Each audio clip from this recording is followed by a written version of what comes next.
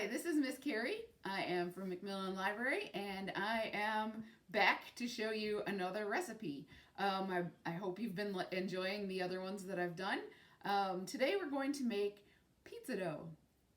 Really easy. This is, I've tried many different pizza dough recipes and this is the one I have stuck with. It is my go-to pizza dough recipe. I also use it to make pretzels sometimes. I use it to make flatbread pizza, which is what I'm going to make tonight for dinner. So it's a pretty versatile dough. So what we need for our dough is we need a big bowl to put it in, to mix it in.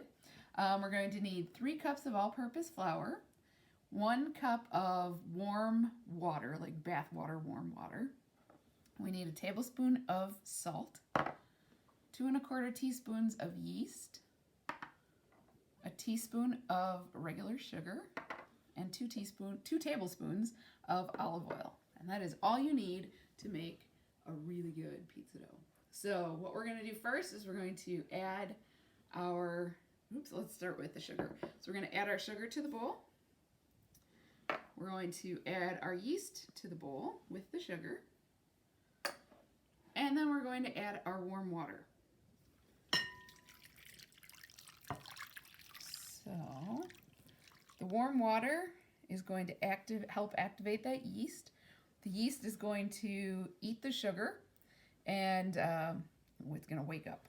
So I don't know if you can see it in there. It's kind of cool. You can see them moving around sometimes, and it's like they're blooming in the water. So so that'll just take about 5 minutes or so.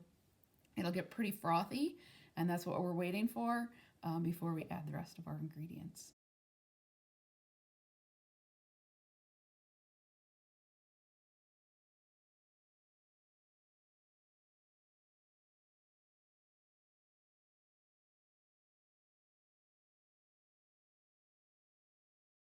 Okay, so we're back. Our yeast has eaten the sugar and it's become a little bit bubbly and frothy, and it smells really yeasty. So we're going to add the rest of our ingredients now. So we've got our 3 cups of all-purpose flour. Dump it right in. We've got a tablespoon of salt and a couple tablespoons of olive oil. There. All right, so we're going to start with our spoon. I like to use wooden spoons when I stir bread. I just think it works better. Might just be me, but I'm old school that way. All right, so we're just going to mix that together.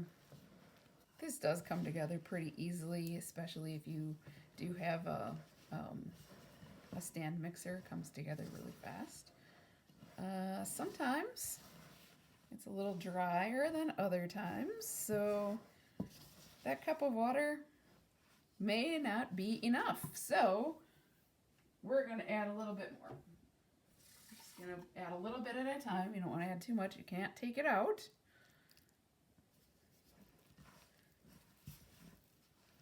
But it does seem a little dry today. Could be the weather. Just doesn't always act the same. That's, I think, what sometimes people get a little nervous about making yeast breads and things is that, you know, they're not always the same. They don't always act the exact same way. You can't necessarily expect that the amount of water you put in today is going to be the same amount of water you're going to need tomorrow. It's just the way it works. But as long as you know that and you are expecting it, then it's really not that big of a deal. So we're going to take this dough, since it's kind of come together a little bit here.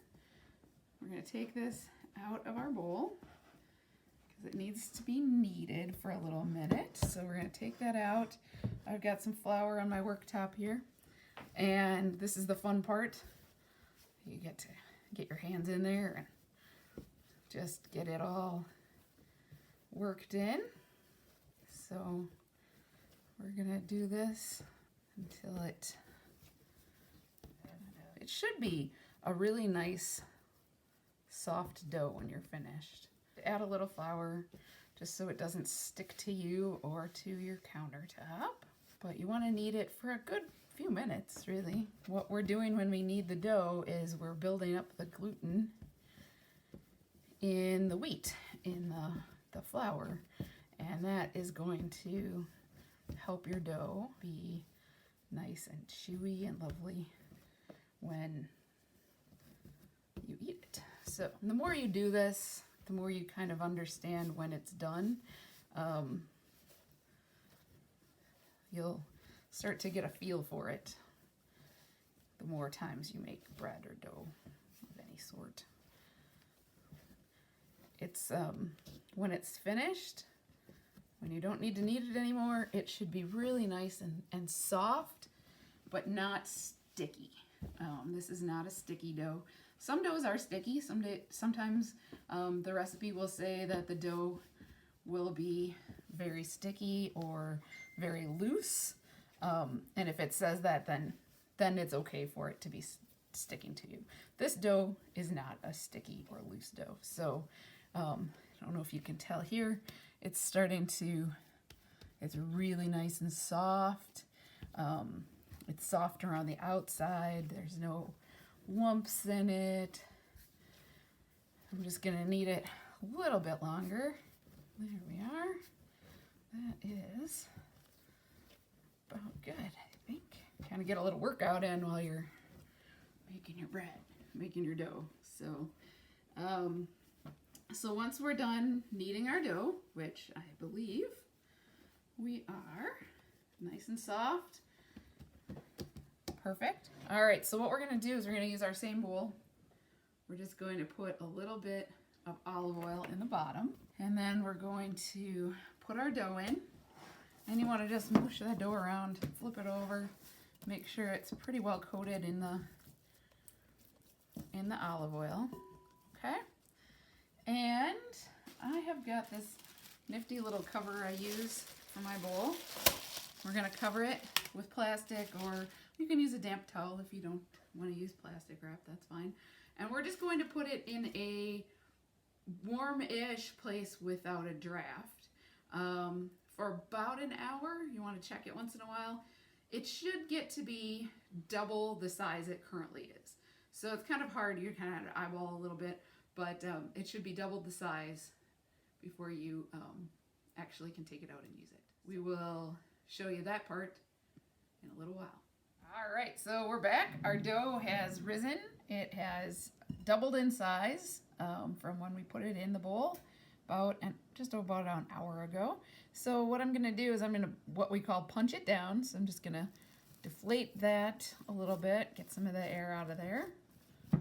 This size recipe, I feel like it makes enough for two doughs, for two pizza doughs that are about, I would say, a 12-inch pizza or so. Maybe a little bit bigger than that. Depends how thin you roll your dough. So because there's only two of us in our house, I only use half at a time. So what I'm gonna do is break that in about half, as evenly as I can. I'm gonna break that up, and then I'm going to just make it into a little ball. And I've got a couple of Ziploc bags here. So what I'm gonna do is put each half of the dough into its own bag. And seal it up nicely. I like to make it maybe into like a little disc. And then I'm going to seal that, get as much air out of it as I can, and seal that up. And I'm going to put those in the fridge. So you can freeze it, and I will end up freezing half of this. I do put it in the refrigerator just for a little while, till it slows down the yeast, so it's not expanding very quickly anymore. So I'll put it in the fridge for about, I don't know, several hours, deflate it again, and then put it into the freezer if I'm gonna freeze it. The other half I will keep in the refrigerator until about an hour before I want to use it. Then I'll take it out so it can warm up a little bit, come back up to temperature. It makes it a little easier to roll. So right now these are gonna go into my refrigerator. All right, so we took our dough out of the fridge a little while ago and let it warm up a little bit.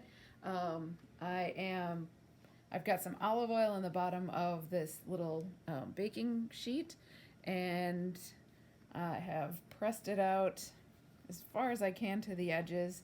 It springs back a little bit, so it's kind of hard to get it all the way in there, but as good as I can, I will try and get it there. Sometimes you have to stop and let it rest for a minute. That kind of helps. So I've already done that, and so I've got a pretty good amount here. So I'm going to put it into, first I'm going to, actually, you want to put some holes in it. Not entirely sure what this does, but it does something.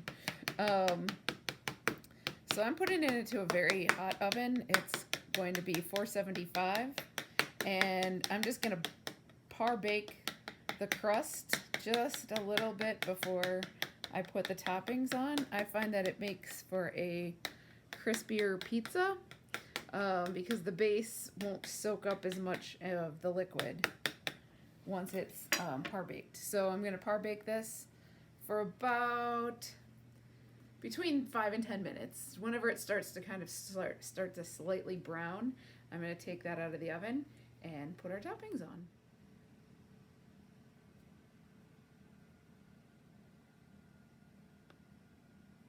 All right, so we just took our crust out. As you can see, it's lightly browned.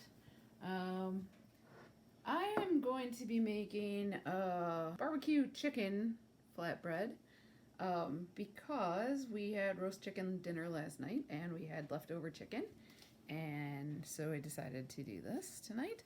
So what I've got in my container is some barbecue sauce that I put a little water in just to kind of make it a little more spreadable.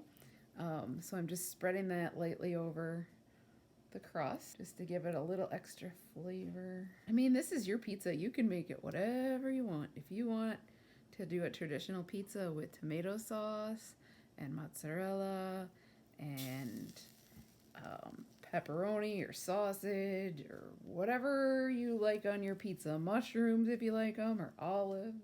Got that spread on pretty nicely. Don't want a huge, like a really thick coat because the chicken has more sauce on it, so we just want enough to kind of coat that bottom of the crust. So we're gonna put some mozzarella on, and I don't measure when it comes to pizza.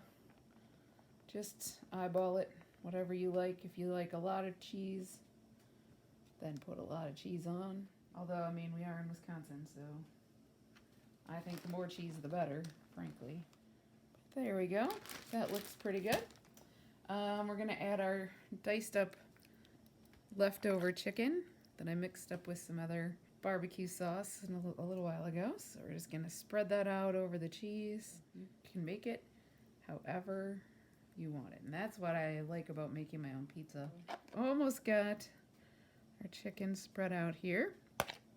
I've also chosen to put some green pepper and onion. I have some red onion, which I like as a little alternative to the regular yellow onion once in a while. So I've got some red onion that I cut up and some green pepper. And I also, with the sweetness of the barbecue sauce, I thought a nice balance to that would be some spicy jalapenos. So I've got some fresh jalapeno cut up, and we're going to sprinkle that all over our pizza. And we're going to put our regular peppers on. Do the same thing. Just spread them out all over the whole pizza. All right, and then a little red onion. And then we're going to put this back in the oven, and you're going to cook that at a high temperature. Pizza you want to cook pretty hot, as you don't want to cook it for very long. It's a very short cook on the pizza. Cook it at a high temperature for a short period of time. And there are our toppings. I think that looks pretty good. What do you think, cameraman? Does that look pretty good? He says yes. So we're going to pop that in the oven. It's only going to take about 10 minutes. We're just really wanting the cheese to melt, the toppings to get heated through and brown up a little bit. and then we are going to be eating. All right, so we took our pizza out of the oven. It's been in the oven for 10 minutes, and this is the final product. It's nice. I like mine a little bit brown, so it's pretty well done around the edges, which is really good. It'll be nice and crunchy. And it smells really, really tasty. So we are gonna go now and enjoy our pizza for dinner, and hopefully you too are enjoying your pizza for dinner. And enjoy, and we will see you real soon. Bye-bye.